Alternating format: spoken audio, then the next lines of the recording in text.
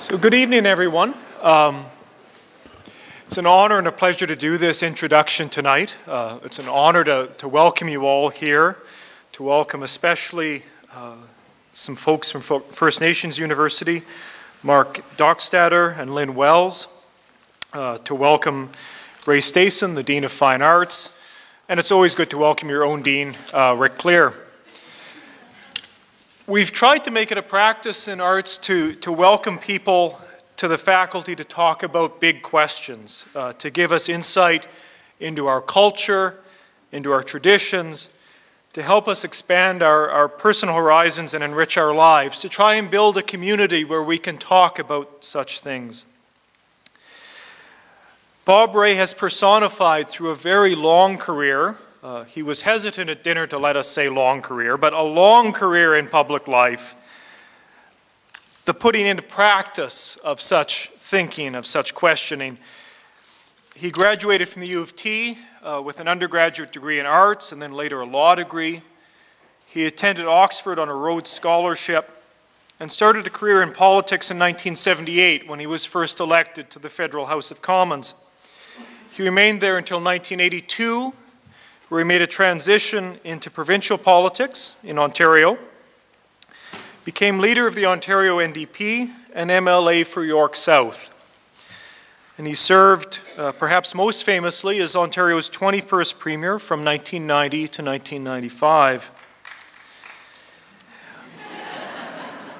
While Premier, he developed a statement of relationship which set a framework for a new political relationship between the First Nations and the province based on mutual respect and consultation. For those of us who follow politics, this is a very difficult thing. Provincial First Nations relationships are tricky, and I know he'll talk a little bit about that tonight. He stepped down from provincial politics in the late 1990s, but remained committed to public service. And returned to public life, returned to partisan politics in 2008 when he was elected as Member of Parliament to represent Toronto Centre and served from 2011 till 2013 as interim leader of the Federal Liberal Party and foreign affairs critic. He resigned from Parliament in 2013 to return to legal practice and in particular to use his legal, political, and strategic skills to assist First Nations. Throughout his career, he's been strongly committed to advancing Aboriginal rights and the critically important goal of reconciliation between Aboriginal people and other Canadians. So that's why it's an honor for me to introduce him tonight and to thank you all for being here. The pleasure is a bit more personal. In about 10 days, I'm going to talk with my second-year Canadian politics class about treaty. And we'll start with Treaty 4, which defines the ground on which we stand. We'll talk about Treaty 6, which is Northern Saskatchewan. We'll talk about the apocalypse that was residential schools. And if the kids are good, and some of them are in the class, so I hope they will, they'll push me on, well, this is the history. How do we honor it and yet move beyond it? How do we not repeat it? So we'll talk about the Niska, we'll talk about James Bay Cree, we'll talk about modern land claims. We'll talk about First Nations University here. Perhaps, if I'm lucky, someone will talk about life in North Central, right? We'll talk about the local and we'll talk about innovations. And they'll say, well, that's all very good, but what does it tell us about Apawapiskat? What does this tell us about missing Aboriginal women? And I will be left, frankly, without an answer, which is a very uncomfortable place to be at the front of the classroom. And I'll be left without an answer because it all comes back to the topic of tonight's talk. How do we honor treaties? What does it mean in the very big scale, the relationship between the Crown and First Nations? What does it mean on a very local scale, here in Regina, on campus, in our community? So, with that, by way of introduction and by way of thanks, I'd like to welcome Bob Rae to the stage to help us answer some of these questions tonight. And I'm told that he's happy to take questions at the end, should you have any. Thank you.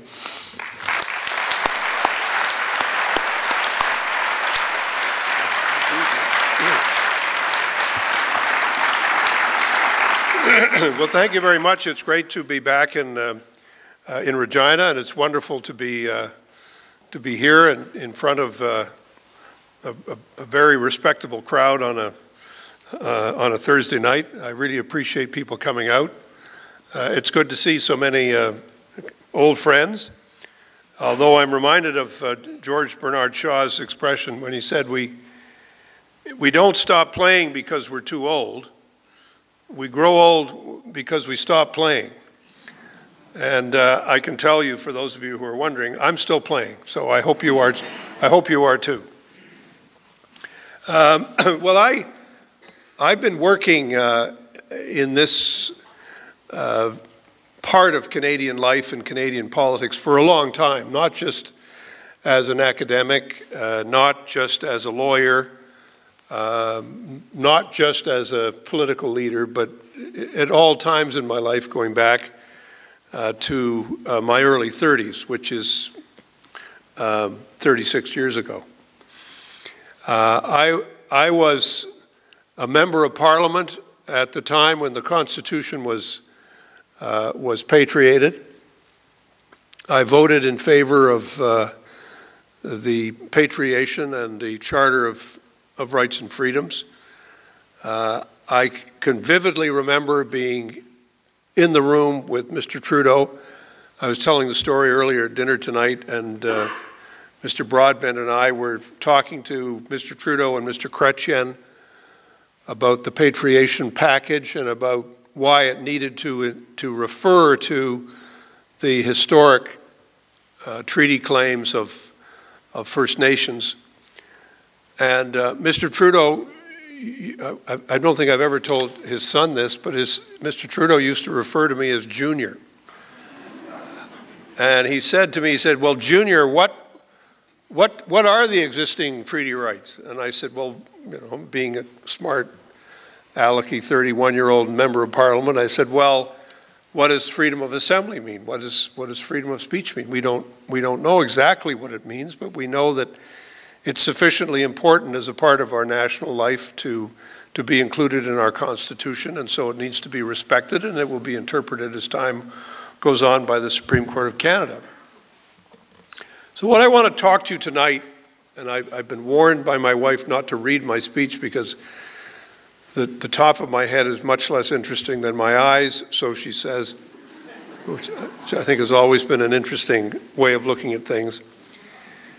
But what I want to talk to you tonight is really a very simple theme, and if I divert from it, your eyes will glaze over, and I'll be able to notice that. You'll start twitching in your seats, and I'll notice that as well. It's really about an historic contrast that's grown up over a period of time. So I'm going to take you a little bit through the course of recent Canadian history. I'm going to talk a little bit about the law, and then I'm going to talk about where are we today in this province, in my province of Ontario, in Manitoba, and in Alberta in particular, where we find ourselves in treaty territory. And we find First Nations leaders telling us that we need to honor the treaties. And we find governments saying, oh, we're honoring them. And we need to understand that tension. And the thing that I've learned in life, and certainly in politics, is that people often use the same words, but they often mean very different things when they use those words. And so people aren't communicating with each other when they use these words. So let me start the story at the beginning. And ironically, it starts just before I went to law school. There was a case called the Calder case, which went to the Supreme Court of Canada. And the Calder case was really about the Nisga'a people in British Columbia, who insisted that because there was no treaty in their part of British Columbia, that they still had title to the land. that they had something called Aboriginal title. The argument of the Crown had always been that with settlement came the extinguishment of title. In fact, in earlier times, the doctrine was that Canada, like all of the Americas, was called in Latin terra nullius, meaning the land of no one, the land where no one lived. So the legal implication of that is, well, finders keepers. We turn up, it's our land. So that was the theory of Cortez and Pizarro and Columbus and everyone else. There was nobody here. Well, actually there were several million people here in the Americas. The time that Columbus came, they now estimate that there were millions of people in North America, over 2 million people living in North America. There were millions and millions more south of here. And those people were people who lived and worked the land for thousands of years. And they had cultures and civilizations and languages and ways of life and governments and everything else that's required to exercise jurisdiction. But they lost in a brutal conquest. And they also lost to disease, and they lost out to illness, and they lost out to being completely marginalized, to the point that we estimate that at the time of Confederation, there were probably somewhere between 100 and 150,000 Indigenous peoples still alive in Canada, from one coast to the other. And so to bring us up to date, the Calder case came as a complete shock to the federal government. Because it's a complicated decision, because there's a bunch of different judges and their concurrent opinions, but the thrust of what was decided in the Calder case was this. The judgment said, before settlers came, there were people here. And they must have had title because they worked the land. They lived on the land. They walked on the land. They hunted the land. They were here, and they had title. Now, being a court, I don't want to offend any judges in the room or even retired ones, they also said, but we're not quite sure whether they really did have all the title they said they had. That has to be discussed and negotiated and da-da-da-da-da-da. But it was a radical decision from the perspective of Canadian public policy, because for the first time, the court said there's something called title here, and the First Nations have it. And it hasn't been extinguished because there's no treaty. So the federal government, 5 years later, that's in federal government time, that's like lightning speed, developed a comprehensive land claims policy and began this process of deep and thorough discussion that went on and has gone on since the late 1970s to deal with this question of claims. And so we've seen this exciting development across the country where major jurisdictional transformations have taken place. We have, as Canadians, created a brand new territory, Nunavut. We've seen the negotiation of major, huge land claims and self-government agreements in Yukon, in Northwest Territories, in Labrador, in Quebec, and in British Columbia. which have led to huge transfers of land and jurisdiction and political responsibility and money. Major transfers of money and responsibility and jurisdiction to First Nations people that are beginning to have a truly transformative effect in all of those parts of the country.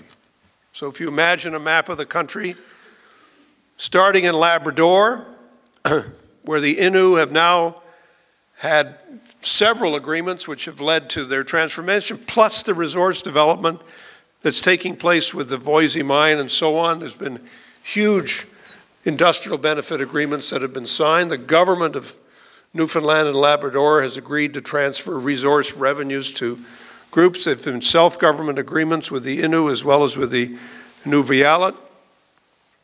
Similarly, I've mentioned in Nunavut, you have not only the creation of a new territory, which is obviously self-governing, you have the land claims agreement with the Inuit Tupirsat, which has been major, huge, transformative. In Northwest Territories, you have a similar scale of agreements, and in Yukon, the same thing. And of course, the Calder case, which came out of the Nisga'a Territory, eventually produced the Nisga'a land claims agreement, which was passed by the House of Commons after a bitter fight where the Reform Party was completely opposed, led by Mr. Manning, but is now the law of Canada. Treaty that's been accepted, a modern-day treaty. So what's wrong with this story? What's wrong with the story is that there's now a huge gap between the self-governing capacity of the First Nations living in the modern treaties and those people living under the historic treaties, the numbered treaties, which have been referred to already. Those treaties were signed in a very different era. They were signed at a time of expansion of the country, soon after Confederation. And they were signed at a time when people living in Ottawa and in London and in Washington and in Paris, by the way, take you back to the late 19th century, had a very particular view about race and imperialism and who was better than who. And we have to understand that to appreciate what these numbered treaties were in comparison and in contrast to the treaties that we've been negotiating in recent days. Because we're dealing with an era when you had three major aspects of policy, if I can put it that way, towards Indigenous people. The first were the treaties, the numbered treaties. The second was the Indian Act. And the third was residential schools. And they all come within a 40-year period of our history, between the mid-1870s and the early 1920s. And at that time, among settler opinion, white opinion, European-orientated opinion, there was a very clear view about the world, not just Canada, but about the world. White people were better than everybody else, according to this view. They were superior. They were born to rule. You can't understand the expansion into Africa or the expansion into Asia of the British Empire, the French Empire. You can't understand the drive of the American Empire west unless you understand that the fundamental worldview that drove this expansion was racialist in its orientation. And it was based as well, it was connected in this kind of terrible cocktail that was developed in the late 19th century to the theories of Charles Darwin. Not that Darwin himself would have ascribed to this theory, but what Darwin talked about was how evolution allowed for a dynamic process of change, and to coin a phrase in which things evolved, species evolved. It was taken by a British social scientist named Herbert Spencer to describe something a little different called the survival of the fittest. Darwin never used the phrase the survival of the fittest, but Spencer did. And when Spencer applied this idea, it was immediately taken up to mean, well, we survived better, therefore we're the fittest, we're better.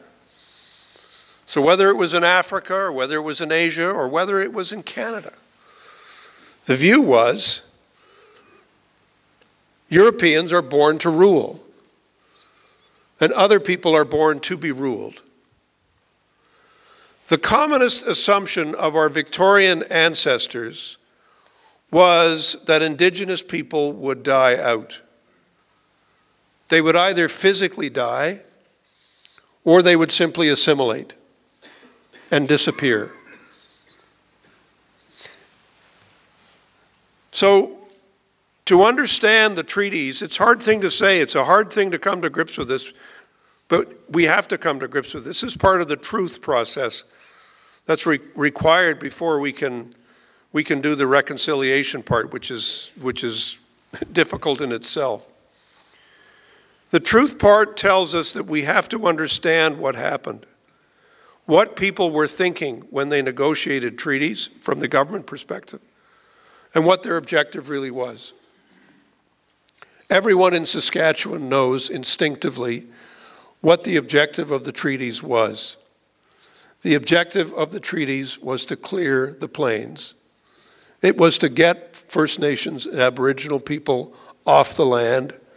It was to confine them to a smaller space, and it was to allow for the possibilities of settlement and colonization and expansion. That's what it was all about. Same thing's true in Ontario, my province, Treaty Number 9. It was all about expanding the scope of colonial activity so that the resources could be developed in Northern Ontario. It was all about making sure that you didn't have any pesky claims or people who were there to kind of challenge a development of a mine or development of the forest industry, and to allow the railway to be established and to go across. That's what it was all about from the point of view of public policy. What was the Indian Act designed to do, which happened in tandem and in connection with the treaties? The Indian Act was intended to confine Aboriginal settlement to the smallest possible place, to restrict movement. And residential schools, which is the third part of the puzzle, residential schools were intended to take kids away from their parents so that they would not remain as Indians. So they would become like white people or not make it. Throw them in the deep end of the pool, see who can swim, and give the churches the job of executing this task. It's not a pretty picture, folks. It's not a happy story. But it's part of our story, and we have to understand it to understand the nature of the challenge. So I've described what the objective from public policy terms was of the treaties. But it's important to understand what the treaties meant to the people who were signing the treaties from the Indigenous perspective.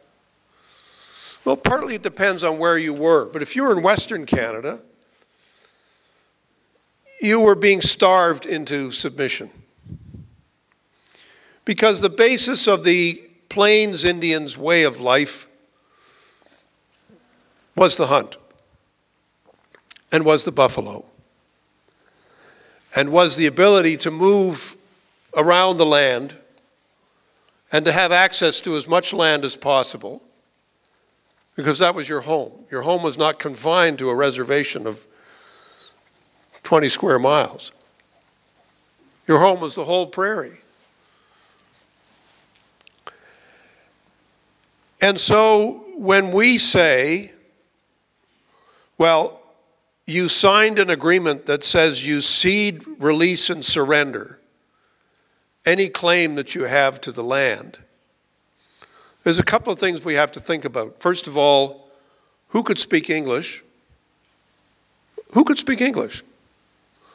Who could actually read? And what was the worldview of Indigenous people at the time? The worldview was, and we know this from so many of the elders' teachings, so much of what they've said, the worldview was quite simple.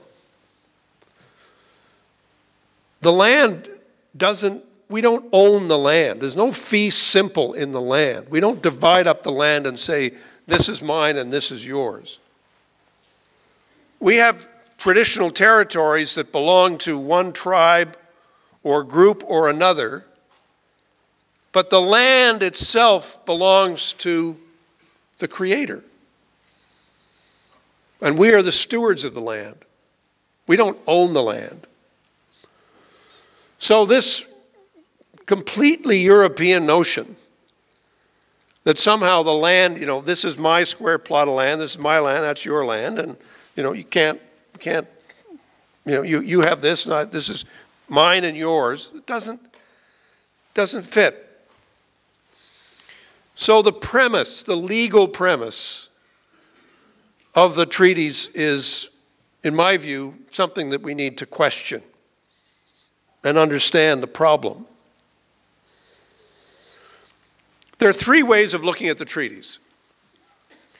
The first way is to say that they mean what they say. So the wording of the treaties is what they mean. And so the premise is, therefore, you had all this land, you might have had title to thousands and thousands of square miles of land, but you exchanged that for these tiny reserves and $5 a year. That's the deal that you made. Well, if you're a lawyer, you look at that and you say, well, how could anybody have arrived at that deal? Like, what kind of a deal is that? The second possibility is that we have to respect the oral tradition, which says the First Nations believed that they were simply sharing the land. And the entire premise of First Nations communities is that they never believed they were giving it up. They never believed that when they signed the agreements. They never believed they were giving up their claim to being part of the land. They could never do that.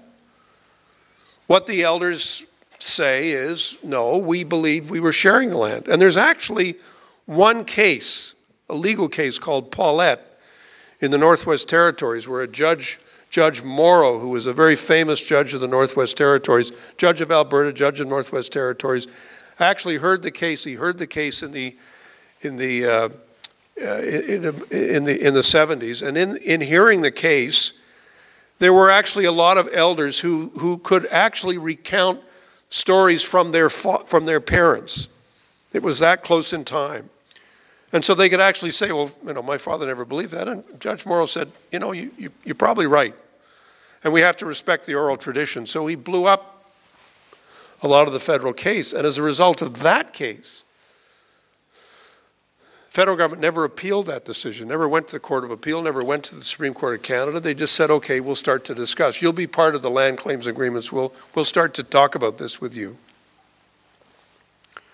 The third possibility, from a legal point of view, is the courts always say, well, you have to assume there was a meeting of minds. When two people come together and sign something, you have to assume that they're agreeing on what they're signing. The third possibility is, logically, is to say, actually, no. There was no meeting of minds. In the case of Treaty 9 in Ontario, I'm not exaggerating when I say this is what happened.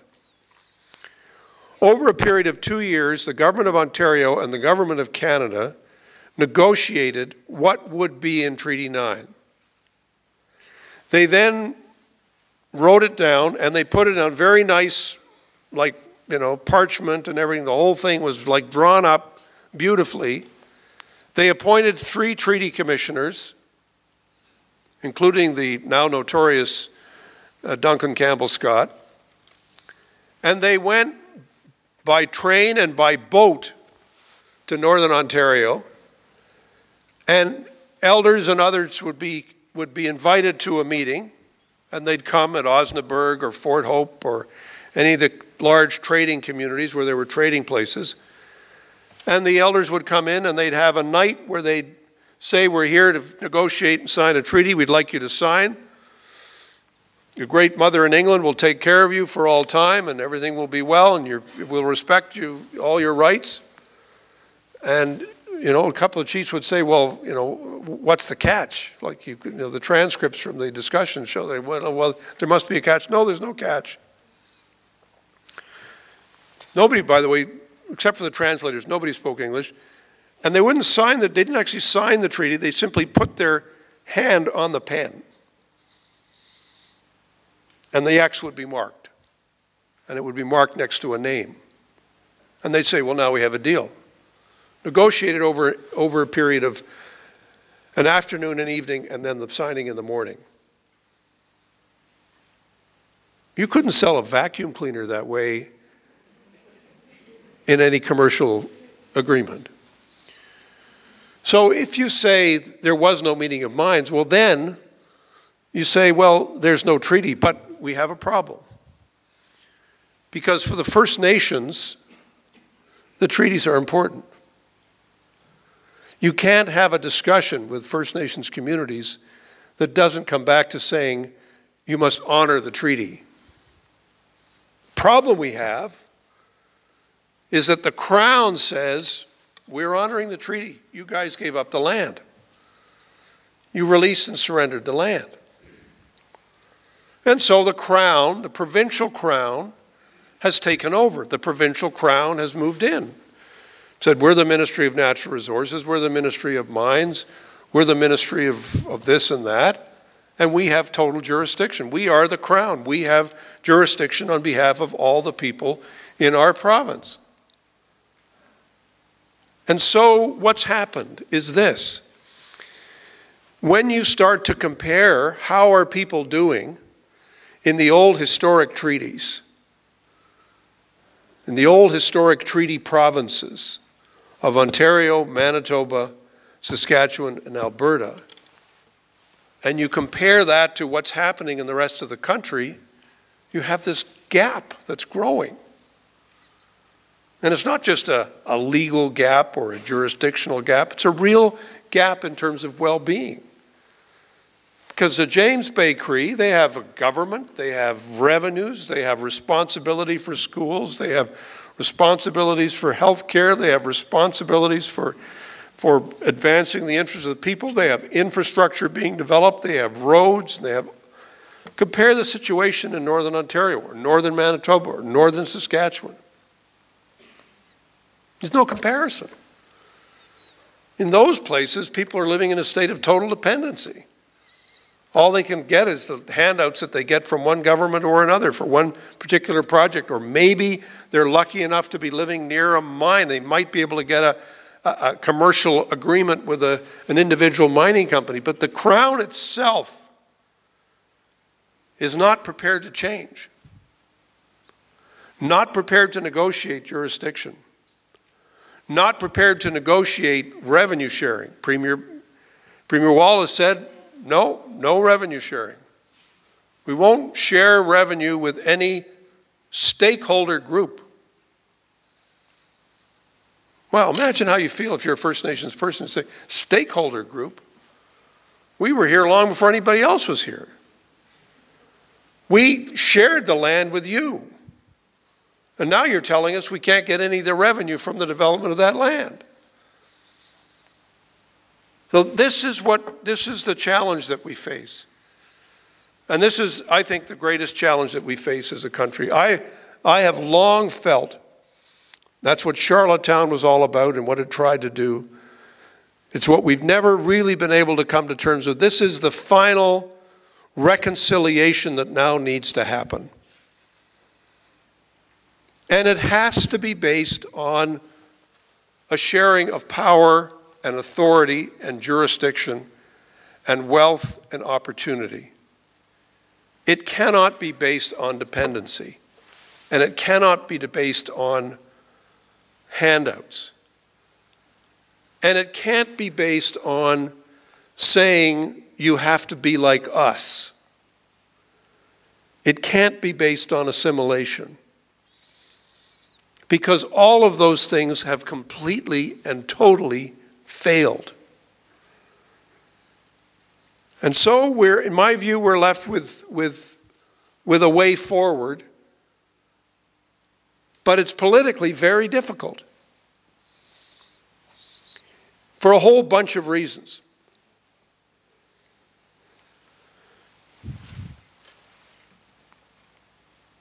But saying it's difficult is no reason to stop trying, and it's no reason to abandon what is the most logical path. Even if you're an inveterate right-winger, you have to ask yourself the question, if people have no stake in prosperity, why would they embrace the path of development? We've tried dependency. We've tried assimilation. We've tried marginalization. We've tried powerlessness. And none of them have worked. None of them have worked.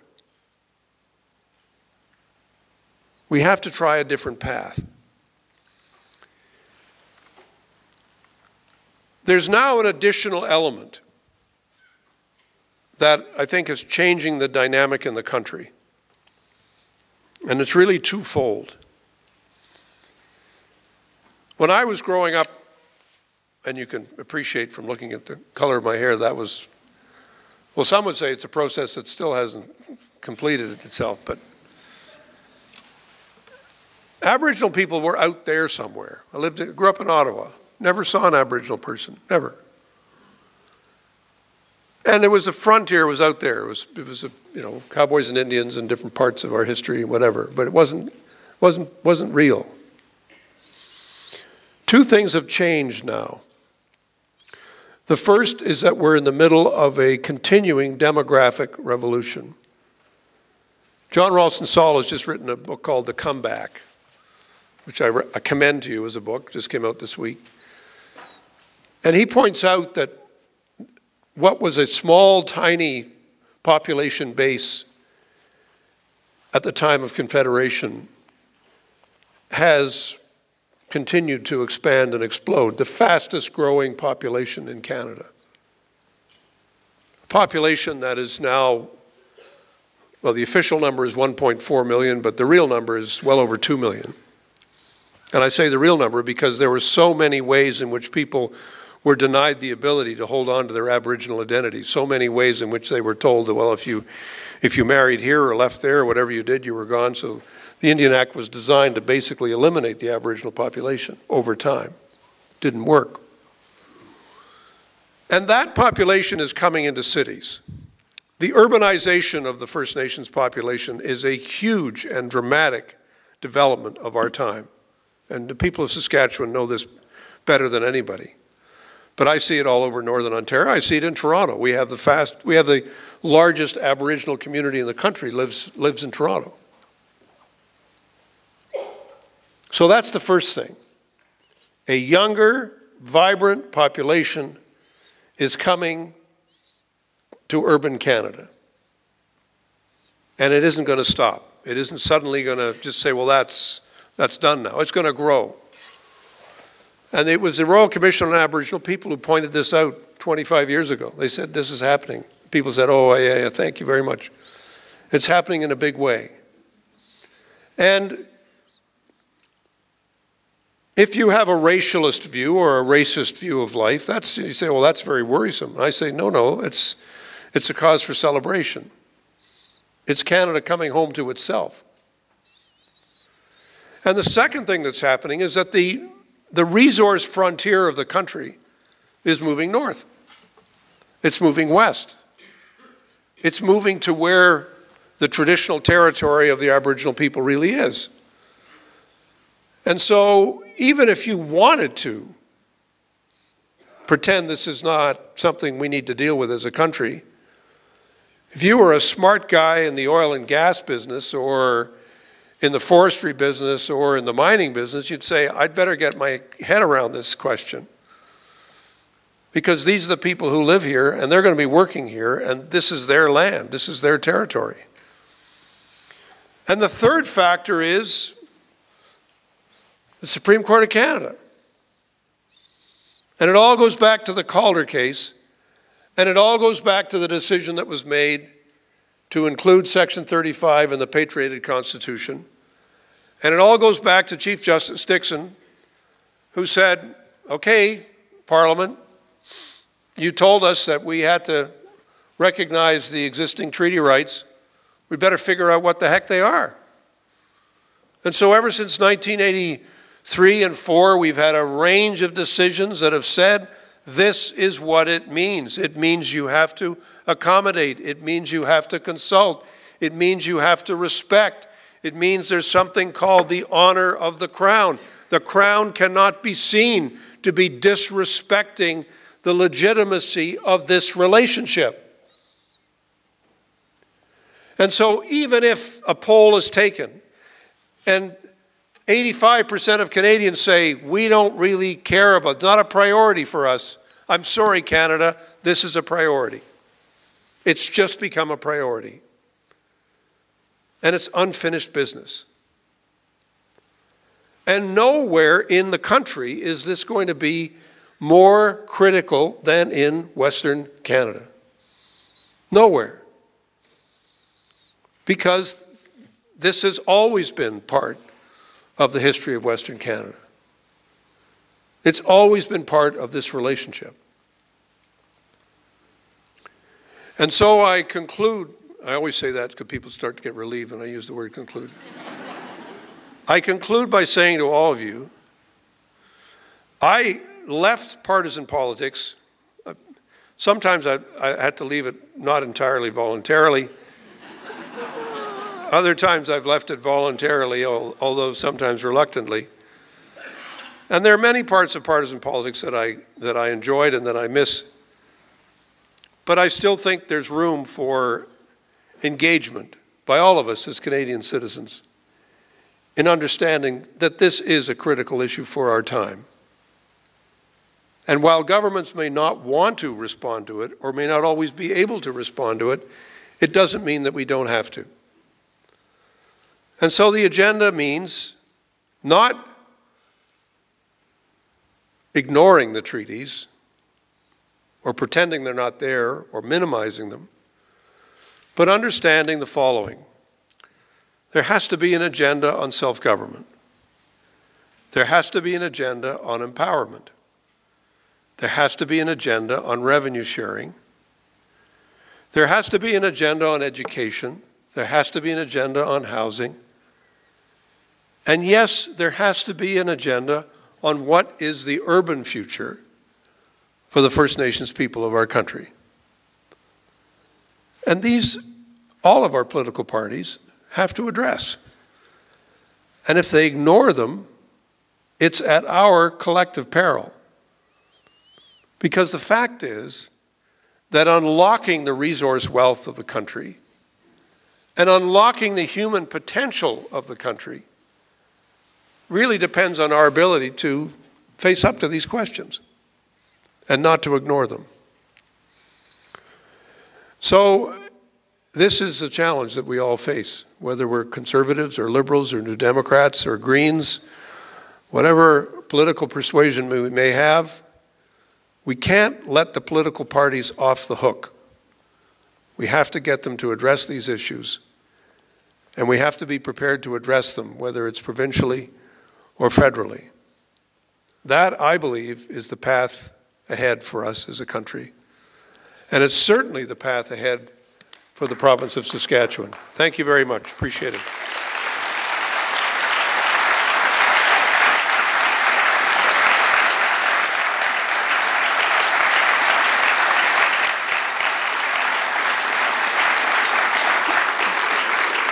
Now, if I was still in politics, I'd say thank you very much and good night, but I still believe in question period, so I notice that we have some microphones on either aisle, on two of the aisles. So if you have a question, please come forward. I'd be glad to answer it. The only thing I've been warned is to discourage other forms of speech making. Go ahead, sir. Good evening. I'm just wondering if you are familiar with the specifics of the Lubicon Cree. Over time, I have followed it, and yes, I'm reasonably familiar with some of the issues and debates. Yeah. Well, as you are no doubt aware, then this has gone on for decades, and of course, it involves a tribe that has no treaty. Right. And I'm just wondering if you see any progress, if you're optimistic about the possibility of a fair agreement happening in that particular dispute. I think it's very difficult because I think the federal government, I think the issue there will be, if it ever gets litigated further, will be this issue of the honor of the Crown. Because I think both the federal and provincial government have been very tough in trying to get around some of the governance issues, or saying, well, this group of people is not very cooperative, so we're going to go off and talk to a smaller group and so on. So if you say to me, am I very optimistic? My answer would be, I'm not unrealistically optimistic. But it needs to be done. Sir. Thank you, Bob. I'm from Northern Battleford.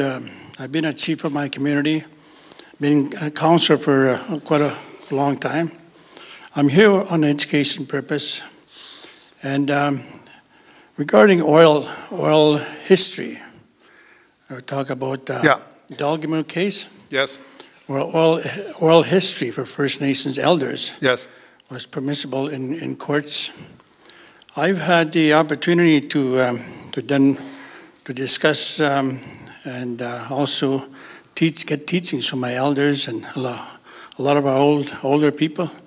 They've always said that the treaties are not being fulfilled, especially in minerals.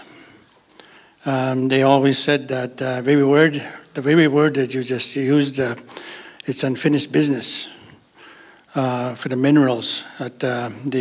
Our old people said that we welcomed the newcomers. We shared the land. We agreed to share the land, but we also didn't give up the minerals. We agreed to. They said the depth of the land, 6 inches. Anything below is ours. Can you explain on that? Thank you. Well, I think it's a perfectly legitimate point. I think the argument on behalf of many First Nations is that they agreed to share the land, and they agreed to welcome settlers up to a point, but they never agreed to give up jurisdiction over the development of the land. That was never part of the deal. The problem always is the contrast between the oral interpretation and memory and what's actually written down.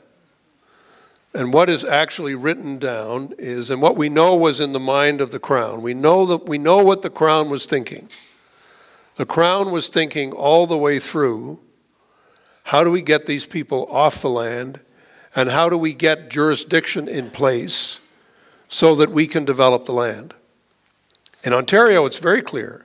We know that they wanted the land for resource purposes. They wanted it for timber licenses and for mining development. We know that. And we know that the Crown asserted that as soon as the treaties were signed. In the case of Alberta and Saskatchewan, it's a little more, Manitoba, it's a little more complicated because the treaties were signed, and not in the case of Manitoba, but certainly in the case of Saskatchewan and Alberta, the treaties were signed before they became provinces. So, and they didn't get full resource rights until even later in the game, until 1930. So the provinces say, you know, we're simply taking on the responsibilities of the Crown, and we're exercising the development of the minerals and development of the oils and development of the gas. I think the issue is going to come back down to this question of you have two different interpretations, and the answer has got to be negotiation. The answer has got to be a reconciliation between these two views. And that's what needs to happen. But the problem is getting provincial governments and the federal government to say, yeah, that's what it means. That we understand the difference of opinion, and we accept the fact that there's got to be some revenue transfer. But we have this problem with the Crown. In my province, in every province, the provincial Crown just says, it's ours. We're not going to give it up. Now, Quebec has agreed to revenue sharing. BC has agreed to revenue sharing. In my own province of Ontario, the Premier has agreed to discuss revenue sharing. I'm part of that negotiation in the Ring of Fire. So that's a bit of a breakthrough, but it's not clear exactly where that's going to take us. But in the case of Saskatchewan, and the Premier has said, no, there will be no revenue sharing. And in Alberta, the new Premier may come to, he's agreed now to sit down and talk with some of the bands that are affected by oil development. We'll see what that means. But, you know, Mr. Prentice certainly knows the issue well. He was a lawyer who negotiated on behalf of First Nations, and he was the Minister of Indian Affairs and Northern Development. So we'll see if that leads to any change. Sir, yeah. Thank you, Mr. Rae, for the presentation, and in my capacity as a member of the Treaty 4, as a Treaty 4 citizen, welcome to Treaty 4. Thank you. Thanks for being with us this evening. You've kind of answered the question that I had, and I'd just like you to expound on this if you can. Governments of all stripes, at least in my experience in seeing, have raised expectations in forming new relationships with First Nations. The expectations are raised so high and they're never met. Governments have a tendency to go back to the basic or bare minimum of treaty fulfillment. As they understand this meeting of the minds that you talked about that hasn't been achieved. What advice would you give to governments or citizens in this area on how to get to a meaningful engagement in the meeting of the minds? I think in my argument, what I've tried to point out is that the answer is based on what actually has happened in the rest of the country. In other words, we're not asking Saskatchewan or Manitoba or Ontario to do anything other than what has already taken place in British Columbia and Quebec and Labrador, Northwest Territories, Yukon. I mean, look at those agreements. And increasingly, First Nations have to say, you know, look, here's the bar. Here's where the standard has now been set. Here's what self-government means. Here's what revenue sharing means. Are we to be less equal than our fellow Aboriginal people just because they happen to be living in a territory and not in a province? Is that the logic now to say, well, you know, because we live here and we don't live further north, we're not going to get the benefit of self-government? There's no logic to that. And then if the argument then turns around, the province says, yeah, but you guys signed a treaty.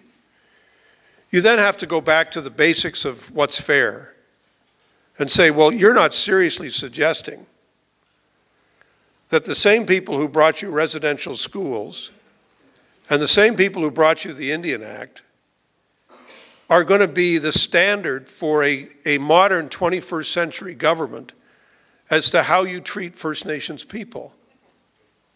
That can't possibly be the standard. That can't be right. Now, I have no idea whether this argument would work in court or not. I don't know. But I do know that I suspect it could. But I also know that it's really not a very good use of our time to spend the next 10 or 15 or 20 years litigating this issue. The point is for us to achieve greater clarity of objective. And I think there's been a lot of, if you'll pardon me, woolly talk as opposed to very specific talk. The treaties were the product of a particular era in our history. And as much as the First Nations say honor the treaties, there also has to be a realistic attack on saying how could the settler interpretation of the treaties possibly be correct? Because it came from a time when there was absolutely no intention of recognizing First Nations people as a people. None whatsoever. They didn't think First Nations people could understand it. They thought they were just savages. Sir John A. Macdonald used the phrase savages to describe First Nations people. So we can't let that stand as our test. Our test has to be, well, when in modern times, when people have gotten together to say, how do we share the land effectively, what did they try to do? And that's the argument that I would make on behalf of Treaty 4 or Treaty 6 or Treaty 8 or Treaty 9 or Treaty 1 or 2 or 3, any one of them. That's the argument we have to use, is to say we can't use the Victorian standard of government to determine the nature of the relationship between First Nations people and their governments, because it comes out of a period, it comes out of a colonial period. We have to decolonize this relationship. Yeah. Ambawashte, Chungusha Gamani, Magiabi. Welcome to Treaty 4. My name is Brad Belgard, and I am a student from the First Nations University of Canada.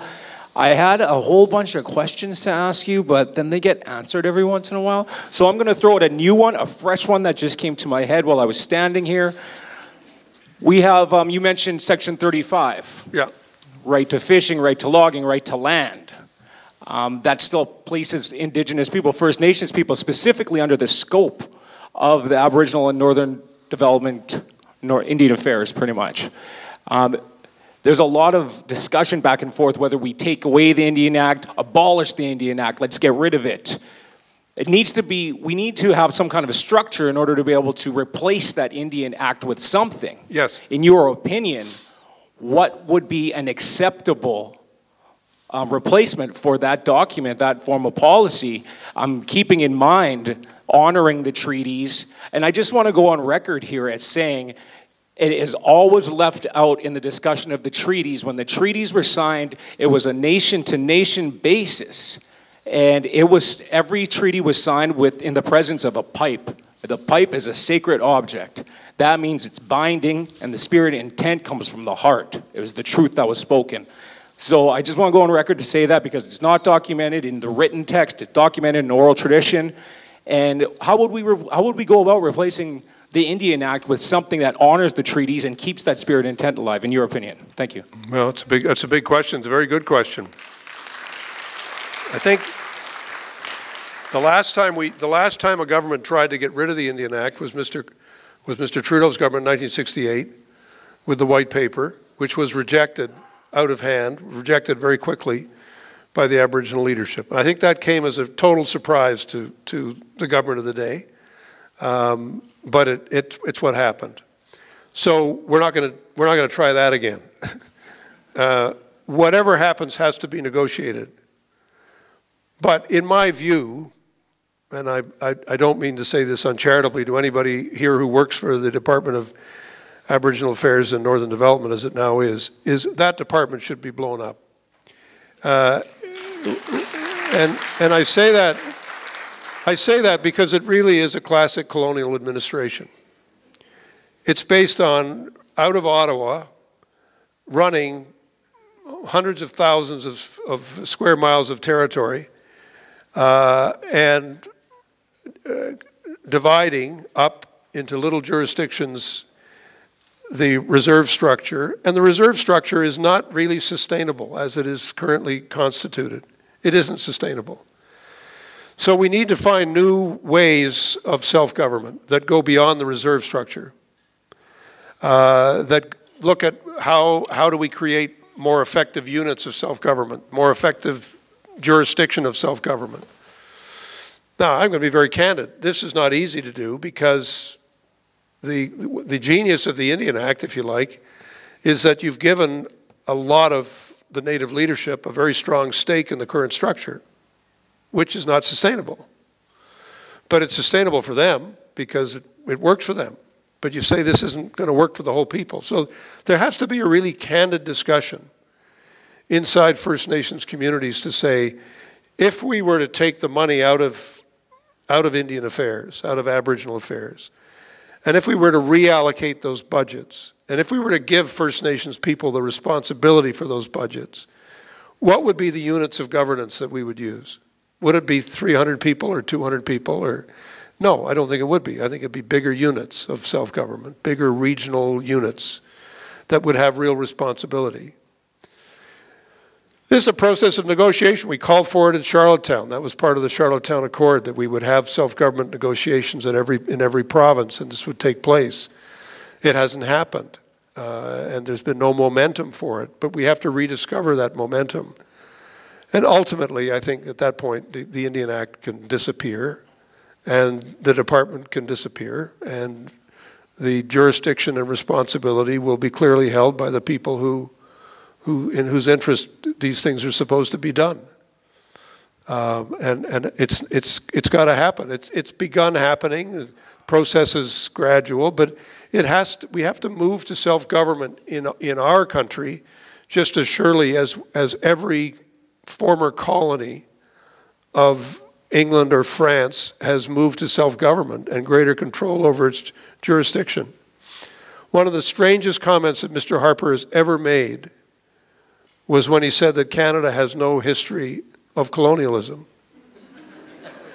Canada not only has a history of colonialism, it has the current experience of colonialism.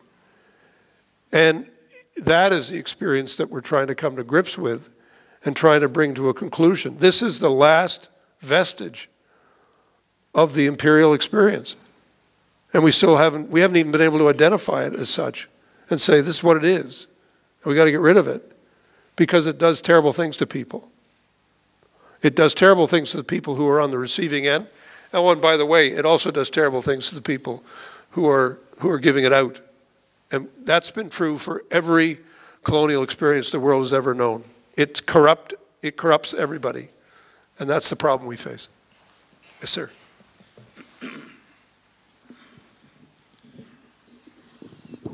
It's too short. Hello, I just wanted to talk about, you're about self-government, self-determination. And that was partially my question, was how is this possible, and without having, I guess, problems in the governments as far as the First Nations governments across Canada? So there is, some issues as far as who represents who, as far as that goes, and the difficulties surrounding that to be able to come together, to be able to have self-government and self-determination.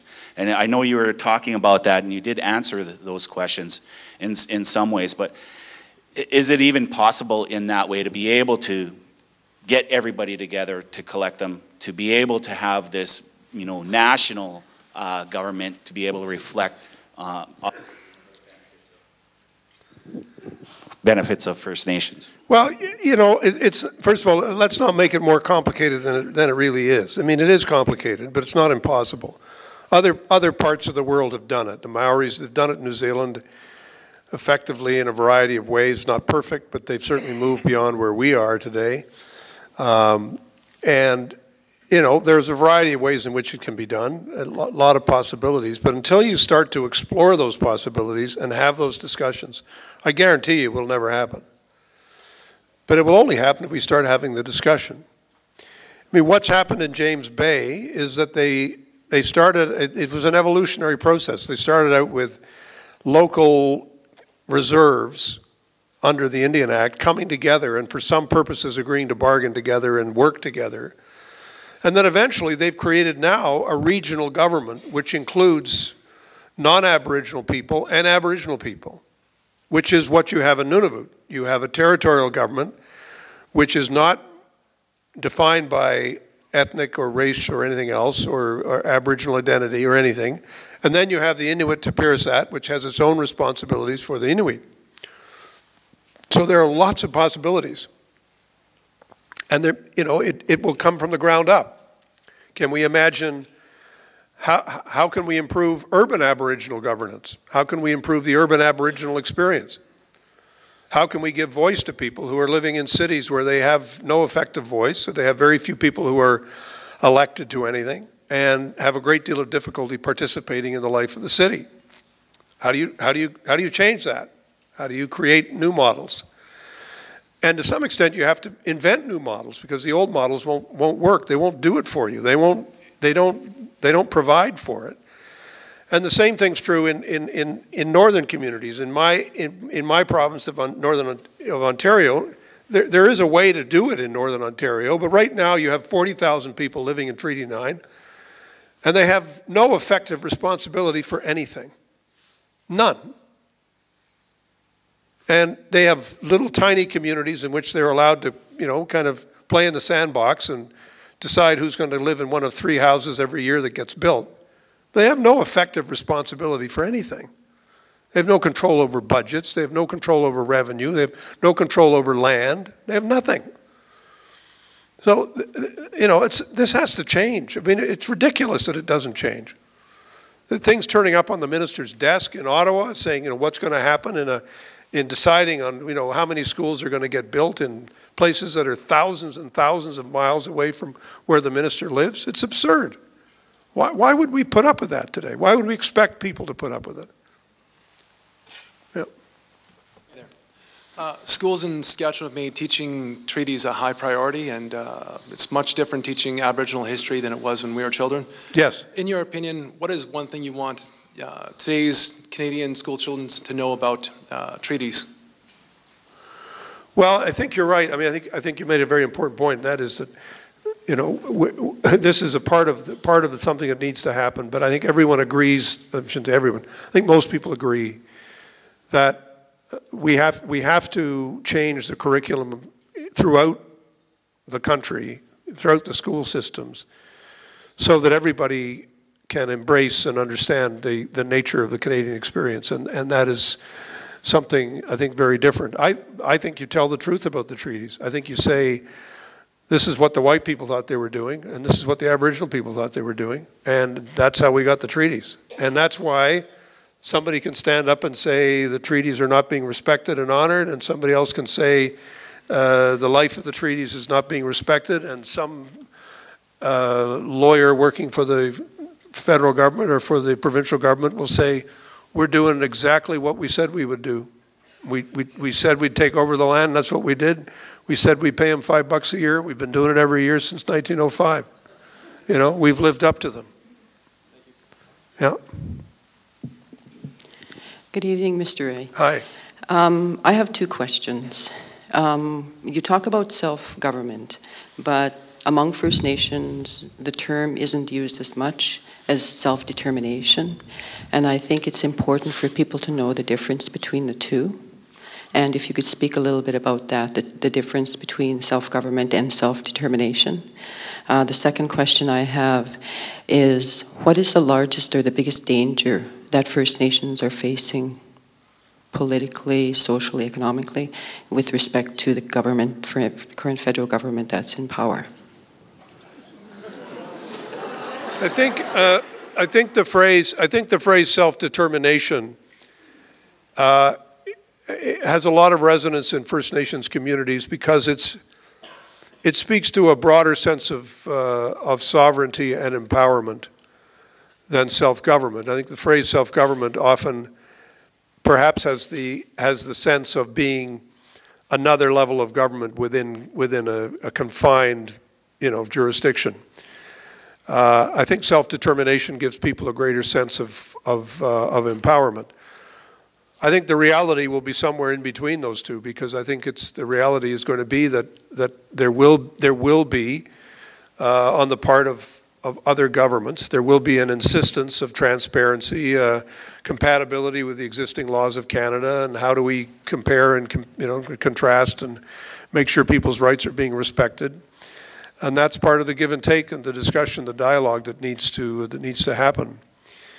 I think Mr. Harper has done the minimum, and I think that to understand the Harper government's position, you have to go back and read the debates that happened around the time of the Niska Treaty and the platform of the Reform Party of Canada.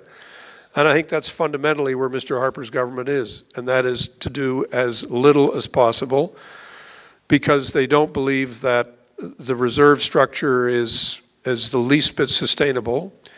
They want people to leave reserve. They want people to get out of their communities. They want people to come into the cities and to be like everybody else. And that's what they want, and that's what they hope will happen. And the way they're setting it out, it won't happen. It won't happen because there's too strong an attachment on the part of First Nations people to the land and to their relationship to the land, even when they move into cities.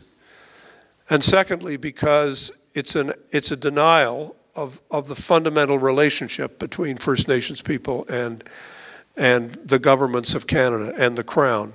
And that is the relationship which the court has upheld and that Mr. Harper's party has consistently refused to recognize really exists. Yeah. Good evening, Robel Salu, business grad.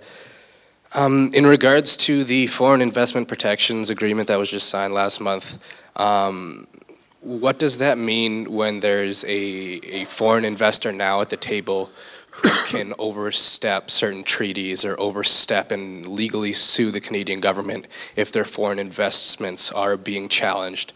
What does that mean in terms of for the next generation of relationships between Canada and the First Nations Aboriginal people? And if so, how does Canada get technically back on the right track or the correct path of relationship after a 30-year-long binding agreement has just been signed last month? I actually don't agree that FIPA represents a fundamental challenge to the Canadian constitutional structure or to the potential self-determination of Aboriginal people. I actually don't believe that. I think that's a misconstruction of what FIPA is. FIPA says that investors are entitled to protection under the law. Fine, they're entitled to protection under the law. What's the law? If you agree with me, and I think with the Supreme Court in substantial ways, the law is that there's a duty to consult and accommodate, and that First Nations people have rights, and they have rights which must be respected. And they have to be respected by foreign investors as much as they have to be respected by domestic investors. So I think a lot of the rhetoric around FIPA is actually exaggerated. That's my own view. Yeah. Good evening, Mr. Rae. You talked a lot about the Charlottetown Accords, the Constitution in 1982, and things of that nature. You have to forgive me, it's a little bit of a stroll down memory lane, I know. Well, keeping in mind some of the other aspects of those meetings and those legislational bills, multiculturalism, some of the things as it pertain to Quebec and that society. As informed citizens, future legislators, and professionals in Canada here, how do we go about electing a responsible government that's going to take into account all of these other interests that may seem competing at times as it pertains to honoring the treaties of Aboriginal peoples? Well, I think that, you know, it's never been perfect, it's never been easy. There's a very strong argument to say that if we hadn't put Section 35 into the Constitution in 1982 when it was patriated, that we would not have had the same degree of success at the Supreme Court that when I say we, those of us who believe that this is something that needs to happen, that we did have. So even though it was not entirely intentional. People didn't necessarily know exactly what they were doing. The very fact that those words were there and were put in place, the court said, well, if you put them there, you must have put them there for a reason. And so here goes. Here's what we think it means. And, as things turned out, we had a Chief Justice at that time, Chief Justice Dixon, who was an extraordinarily thoughtful and decent individual, and you had a very good court. We've had good courts over time. God willing, we'll continue to have good courts, which is, I don't mean that facetiously, I mean it quite seriously. It makes a huge difference, the quality of the people that you have on the Supreme Court of Canada. And we also have managed in the Constitution to express, a whole variety of things. In fact, one of the reasons Charlottetown failed was because there was so much in it. People said, well, I don't like that part, so I'm going to vote against it. So, we just couldn't get to a referendum success. But I do think that the key to understanding the Canadian Constitution is that our democracy is not a populist democracy. Our democracy is based on the rule of law, and it's based on the protection of minorities, and it's based on people other than the majority, and it's based on a sense of the legitimacy of our democracy stemming from that. And I think that's a very important feature of our Constitution, and I'm quite confident that that's a view that will be upheld by the Supreme Court of Canada. I also think it should be upheld by the government of Canada more often in understanding what the limits to power really are and how power and authority are sometimes different ideas. I'll take the last two questions here, and that'll be it. Yeah. Good evening. Thank you for being here. My question pertains to Métis script and how the Canadian government can fulfill the agreement or those entitlements to the Métis people. Well, good question. One of the most significant decisions the court has made in recent years is the decision that was made on the question of the Métis and the promises that were made in the 1870s and that were not kept. I mean, a lot of land was supposed to have been set aside for Métis people and was not set aside, and was never happened. So, that declaration has now been made by the court, and the court has said there's something called the honor of the Crown. The Crown said something was going to happen. It didn't happen. This is not acceptable, something that the Crown has to remedy. Now, the court didn't order the remedy. The court said, here's the declaration, now go and fix it. So you fix it by a combination of land and money and jurisdiction. And those are the three things that should be on the table. I have not been asked to be their lawyer, but that's what I would say to them. Those are the three issues that have to be settled. And the problem, the problem with some of the court decisions is that the court it took from Calder till Chilcotin, which is a 40-year period, for the court to say there is something called Aboriginal title, and then 40 years later they said, oh, and here it is. So there's a lot of, the court's not exactly in the, a revolutionary organization. They're being very cautious in terms of how they're interpreting the law and how they're moving forward. So the same thing's true for the Métis issue. I mean, the court was asked for a declaration, and the court gave a declaration. The court did not do anything more than that. And the court gave some very strong wording, in fact, the strongest wording yet, on what the meaning of this phrase, the honor of the Crown, really means. So the court is doing, in my interpretation of what the court is doing is this, is that the court is saying to governments, listen up. This is what needs to happen. The court is, for its own reasons, the court is very reluctant to say, and so we're imposing this solution on you. Because the court does not want to get into the middle of what it believes fundamentally have to be negotiated. And I'm not convinced the court is wrong. I mean, I think sometimes I wish they'd do a little more, but I'm not convinced they're wrong. I think they're right to say this should be negotiated. The problem is you're asking majority governments, federally and provincially, to say, okay, now you've got to act and you've got to negotiate honorably. Well, you know, what the hell does that mean? I mean, they'll always, everybody says they're honorable men and honorable people, honorable women, but the honor of the crown has some very specific meaning. It speaks to the fact that there is, as I was saying earlier, there's a difference between, and John Ralston Saul talks about that in his book, there's a difference between power and authority. Power is what you can get away with, what you can do.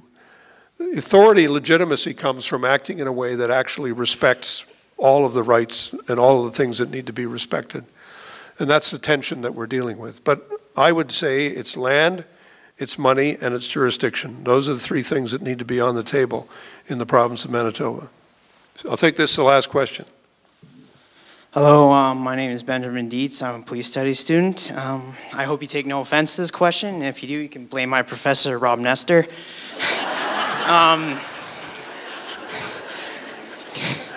Okay, one of the things... Who the hell is Rob Nestor? I don't know. Back there.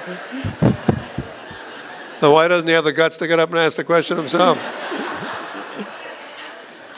Anyway, something I've been hearing a lot, I first heard it on a documentary, and then I asked my friends who are First Nations, is that politicians, they like to talk, but they don't take action. In my case, it really bothers me because I'm one RCMP hopeful. And when I put on that badge, I'm taking an oath to protect all the people in Canada, all of them. And one of the things these politicians promise is proper policing on reserves, and they never give it, even though they get elected by these First Nations people. So how do these First Nations people make these politicians hold true to their word? I want to serve the people, all the people, not just a select group of people. Well, seriously, it's a very good question. I mean, a couple of things I would say is, I don't use the phrase, for reasons that you perhaps will appreciate, all politicians or politicians, as if we're somehow like a people apart, you know, like kind of, you know, like something in the zoo. You'd have a sign up in a cage that said, you know, this is a politician, you know, he's not like you and me. What politicians do usually reflects public opinion. The problem we face on the Aboriginal issue across the country is that it's a minority concern. It's a concern of a minority of people right now. I mean, that's the situation. I'm not saying it should be or it's good that it is. I'm just saying it is. So there are many, many ways in which those issues get short shrift. They don't get the attention. They don't get the dollars. What you're describing about policing on reserve is exactly the same as education on reserve, health on reserve, roads on reserve, water on reserve, sewage cleanup on reserve, everything on reserve.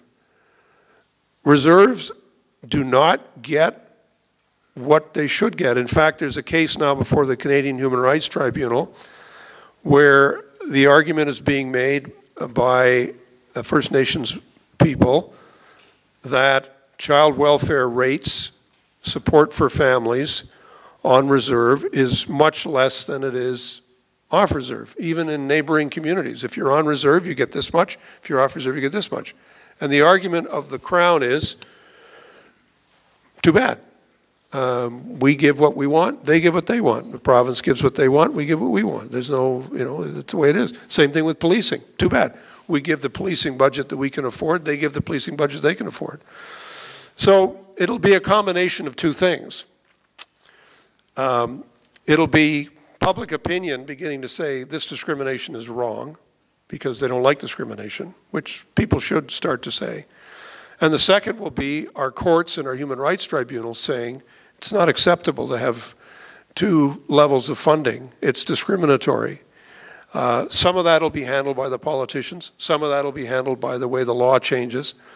But however it happens, it needs to happen because we do need to create a situation in which there are the same level of services, the same level of funding, the same level of attention being paid to what goes on reserve as to what happens off reserve. And that's what we need to see. That was a good question. Thank you.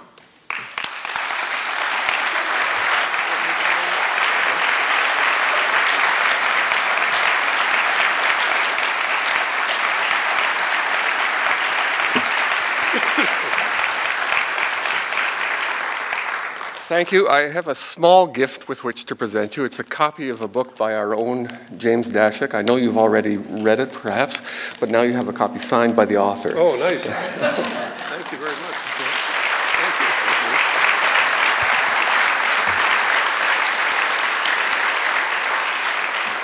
I hope all of you will join me in thanking Mr. Rae for flying out to Regina, for a thought-provoking talk, for the political challenge that he brings us, and for patiently answering our questions.